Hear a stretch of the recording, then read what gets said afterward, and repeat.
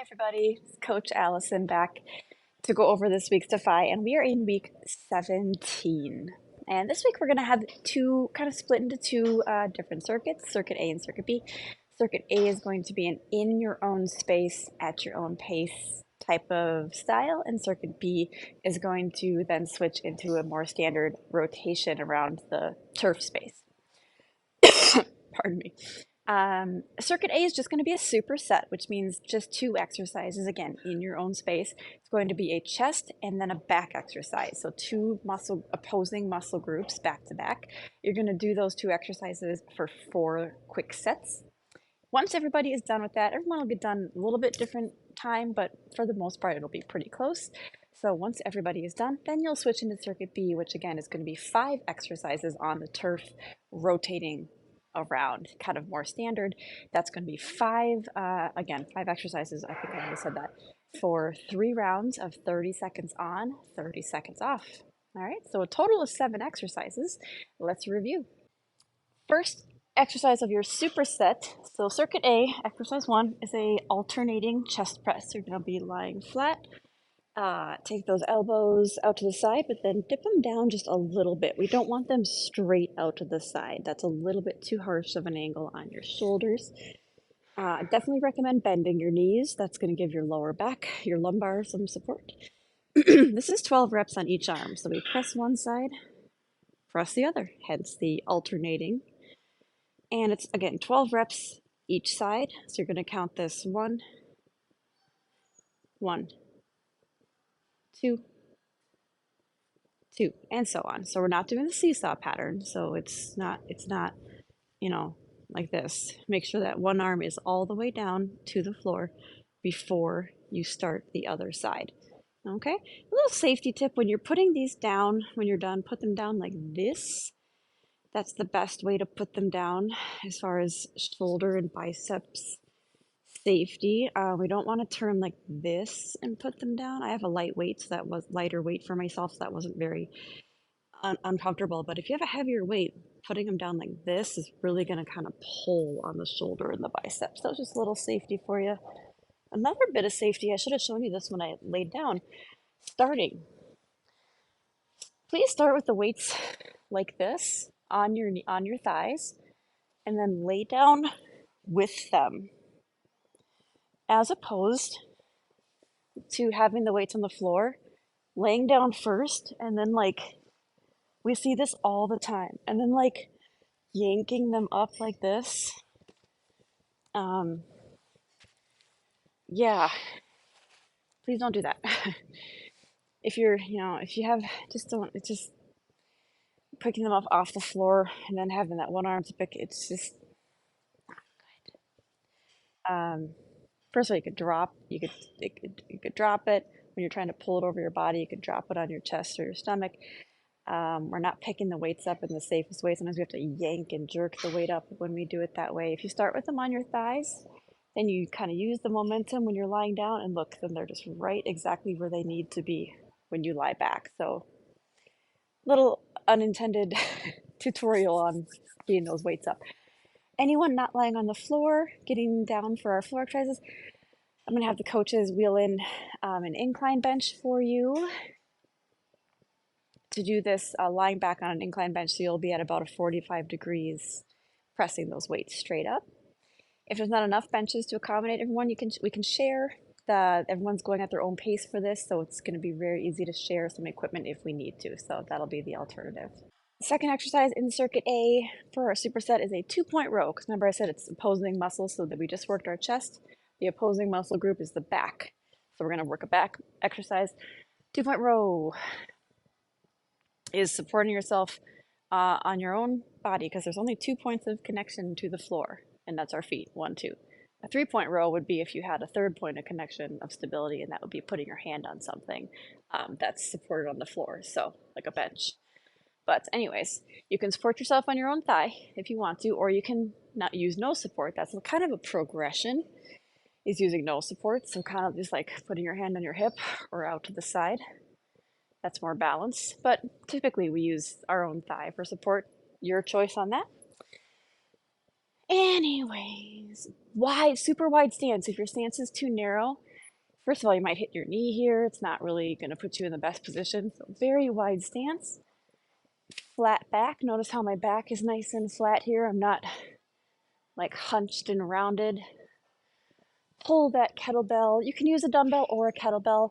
I prefer a kettlebell because it's bottom loaded weight. So the weight distribution is already done for you, as opposed to a dumbbell where if you're holding the weight too far up at the front, it's kind of going to be wonky this way. If you're holding the weight too far at the back, it's going to be like this. So you don't have to worry about where you're holding, getting the handle right away, right in the middle.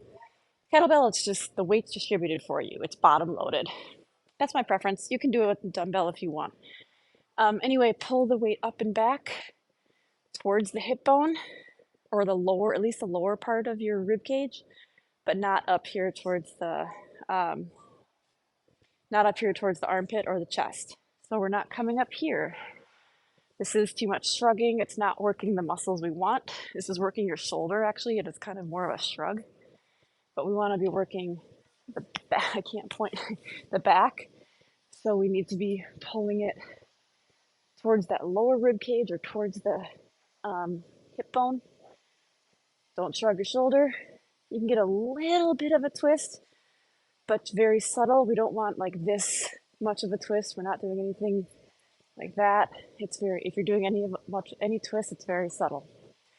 12 reps on each side there. Yeah, so that's our superset for circuit A. All right, we're moving on to circuit B, kneeling overhead press. So it's a tall kneeling position. It's not a half kneel like we typically do a lot like this. And it's tall kneeling, meaning you're up on your knees like this, so not, crouched down or anything. And we have dumbbell in each hand, palm forward. From here, it's a normal overhead press. Slow and controlled, palms forward. Try to bring the weights down at least as low as your ears, or a tiny bit lower, maybe jawbone.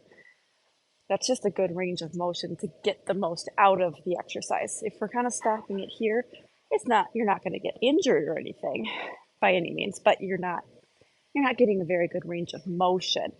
So that might mean your weight's a little too heavy if you're only able to go like this.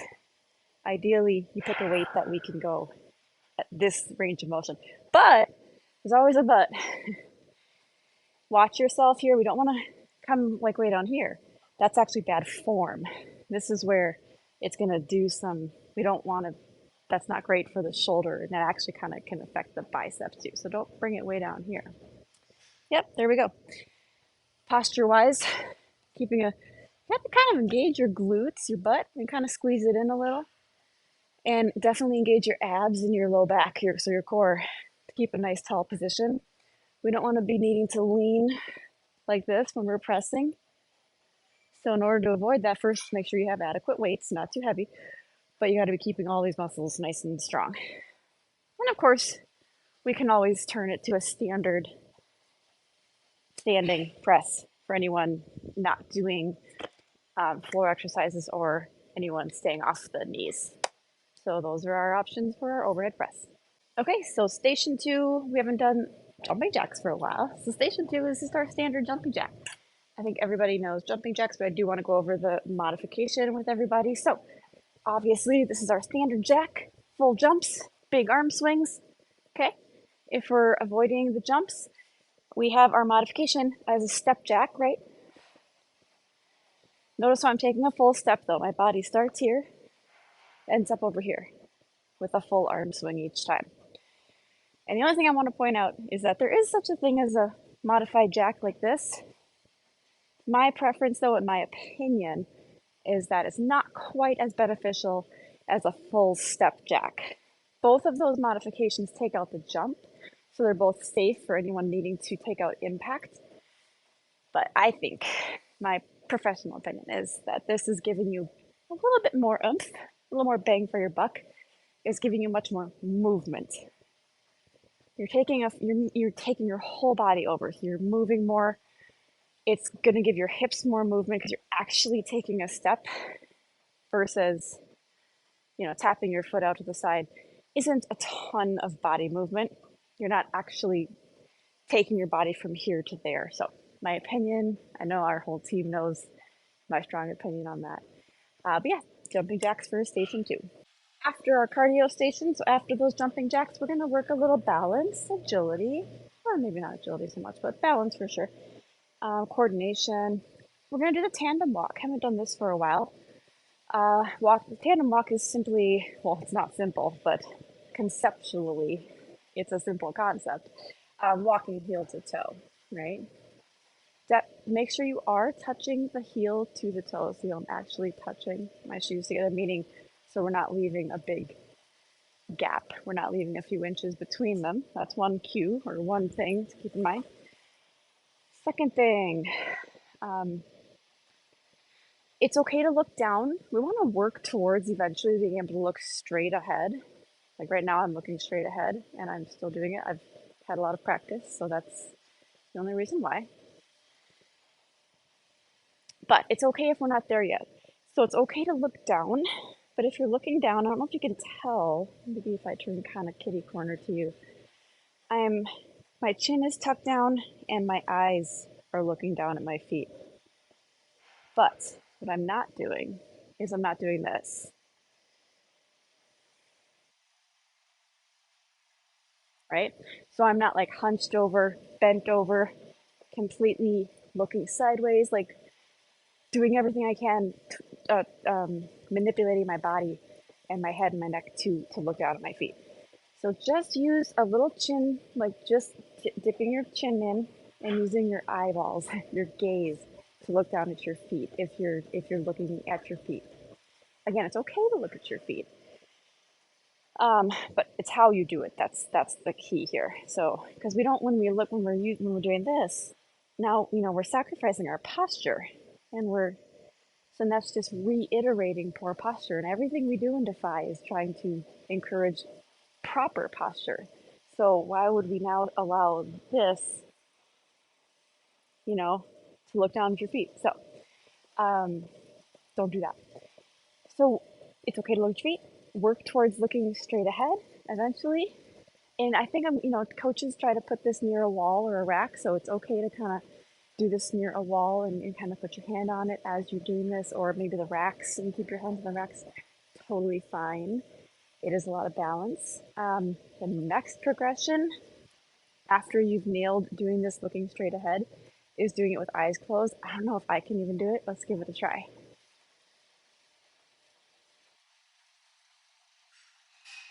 Okay, so I can kind of do it. But as you can see, it's very hard. So if you're ready for that step and you want to give it a try, go for it. But anywho, tandem walk, station 3. Station 4 is dumbbell RDLs, Romanian deadlifts, and that's kind of just a standard deadlift. We are going to do dumbbells. I do want to specifically do that instead of a kettlebell. So we can position our arms and our hands in a specific place. So dumbbell in each hand. So this would be my hands right at my sides, obviously. This would be my hands directly in front of my legs, right? We kind of want them on the kitty corner, like on the corners of the legs for this. And don't be too harsh about that. It's kind of whatever's natural for you, but give or take, that's about the right position for the dumbbells for RDLs. They don't have to be strictly right in front, because then that's kind of, watch my shoulders when I do that. That's like forcing your shoulders to round in, and that's what we don't want. So kind of corners of the legs is good, because we do kind of want those shoulders rolled back. So I think from here, everyone knows deadlifts because we do them all the time. It doesn't matter if you're holding a barbell, kettlebell, dumbbells, doesn't matter. The deadlift is the same. So we pop those hips back. Remember, it's a hinge movement, so you're hinging from your hip joints. Soft bend in the knees. Let those dumbbells just draw right down the thighs and then right down the shins. They should almost be touching. If they are falling way out here, that means you're not hinging your hips backwards enough. It means you're just falling forward. So this isn't, and I'm actually falling into my toes, like my heels are coming off the floor. All this is bad. Instead, I'm going to stick my hips and my butt back. My heels are actually glued to the floor. If anything, my toes should be lifting. And now look at how close the handles of the dumbbells are to my shins. They're pretty much touching my shins. My fingernails are almost touching my shins. Okay. Oop. Body weight's in my heels. That's why my toes are almost tipping up off the floor. Now, as far as depth, definitely don't have to go all the way down here. You actually don't want to. A good place to stop the dumbbells is between your knees and like mid shin. So somewhere in this range is perfect. It's going to be different for everybody. That's why I gave you a range. Come all the way up each time, however. Watch the different position my hips and my butt start here. Look how far back my hips end because I'm hinging. You know you're on the right track if you get a good stretch in your hamstring here at the bottom of the movement. If I'm feeling a good stretch here, that's how you know you're on the right track with the form. A lot of things. Oh yeah, and as I was going to say, a lot of things to remember. Back nice and flat. See how my back's flat? We're not doing this. When you do see how my back is rounding. Another good way to tell this is wrong, not just the back rounding, is my hips aren't moving. My butt is staying right here. And where is my butt supposed to go? It's supposed to go back. When I hinge back, that almost automatically fixes my rounded back position. I'm going from here to here. I know these videos get kind of long, but it's the opportunity to do a little extra teaching that we just don't have the time to do in the gyms and the sessions. So I hope you find it beneficial. But anyway, so that's the Romanian deadlifts with the dumbbells. So that's working our posterior leg muscles. The next exercise, next station, is going to work the fronts of our legs. All right, last station, station 5, is an elevated heel squat. That's what I call it, elevated squat. Your heels are elevated just slightly. The 10-pound plates seem to be a good height, or the 25-pound plates. Some of the gyms have the wedges, so you can be on a wedge where your whole heel is actually elevated with a nice wedge. The coaches know what I'm talking about. The coaches will have something appropriate for you to put your heels on. Because you want it to be a safe thing. You don't want something that'll flip up. Again, the coaches will have something safe for you. So, but you don't want it to be too high. That's the thing. We don't want something like this high because you don't want to be like in high heels, like with your heel up this high. You only want it to be an inch to maybe 2 inches. That's the key. That's why the 10-pound plates seem to be good. I have myself at kind of an angle here. I hope maybe more of an angle. The only tricky thing is you kind of want it, when you're at this station, you kind of want to maybe adjust the width of how far apart the things are because you want it to be appropriate for your hip stance, your squat stance. Like some people, if they're longer legged or wider people or narrower people, some people might stand like this for a squat. Some people might stand like this. So you kind of have to put the thingies where it's appropriate for you. So when you get to this station, just kind of maybe have to adjust them a little tiny bit. Like I just bent down and moved them a little. But you put your heels on these and just the tip of the heel, like just maybe, can you tell? Like just maybe 2 inches of my heel is on this. If it's too much, then your toes come off the floor and you're back to being flat-footed again. Okay, so the point is to have your heel on a slight bit of an incline. And then we do squats.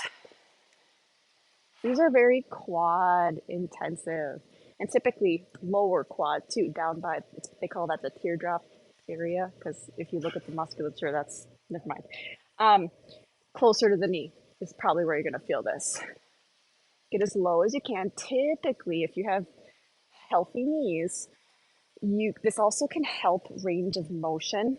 So with a normal squat, if maybe you can get, about here, just for example's sake, when you go on an elevation, you might be able to get like a full, both my knees just cracked. Anyways, you might be able to get a full depth, like butt to floor, maybe, because typically with this elevation, it helps range of motion. So you're going to feel those quads a lot more than a normal squat. Yeah, it's just a normal squat, but not normal. So I don't think we need to hold weights for this. It's going to be very new. Make sure you don't excessively lean forward, just like any other squat. We're not dropping the head. below the heart, so it's not, your body's gonna want to do what I'm doing now, because you know what this does? It takes off some pressure from the quads. Because what it does when you lean forward like that, it kind of almost turns it into a normal squat feel. So don't do that. Keep your chest up, just like a normal squat. See, I'm not coming into more of than like a 45-degree forward fold, forward bend. So keep your chest up, not down. And yeah, so the exercise right before that targeted the back of the legs, then this one targets the front. So we're getting it all here. Yeah, I think we did these maybe 2-ish months ago. So we're going to try them again. I hope you enjoy the elevated squats. Okay, and our team builder is going to be a plank shoulder tap off. So everyone's going to be in a high plank, and we're going to do the shoulder taps and to see how long everyone can last doing that without breaking or stopping. When you stop, you're done. You don't get to stop and then jump back in. So high plank means you're on your hands. It has nothing to do with being on an incline or anything. You can. I'll show you that in a moment. But we're doing high plank. So that means hands instead of elbows. And it's definitely okay to put your knees down. You can do a high plank on the knees, totally fine. I'd recommend putting knees or feet wider. So notice how my knees are kind of wide right now, or my feet are kind of wide. Can you tell? There we go.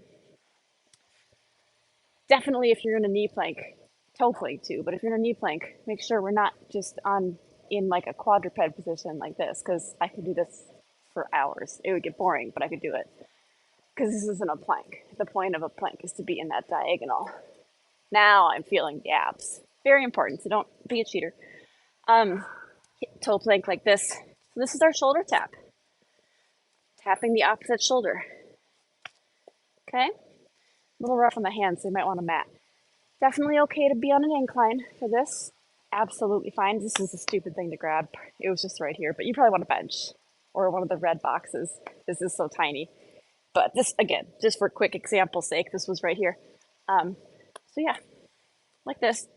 But again, if you're on an incline, make sure you're diagonal like this, and you're not, like this. Because again, this is not any abs. This is not hard. This is just resting your hands down. So you have to be in a true plank to be fair. This is a little friendly competition. This is a plank off. So everyone's gonna be in a true plank using those abs. Anyway, so we're gonna do that and to see who can do that the longest. Coaches, if you want to jot some times down on the mirror throughout the week using initials, we don't have to use full names or anything. Let's see who holds this the longest, and maybe for people repeating throughout the week, we can improve on our own times throughout the week for a little personal competition as well. Okay, that is week 17. I'll see you back next week, and I hope everyone enjoys this week's workout.